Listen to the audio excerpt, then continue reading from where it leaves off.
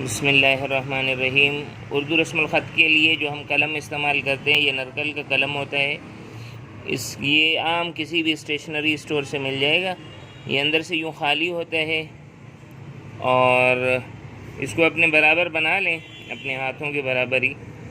اور اس میں یہ جو قط ہے یہ 7 mm کا ہوتا ہے، یہ دیکھیں یہ 7 mm ہے، اور اس کی لمبائی جو ہے یہ 1 انچ ہے۔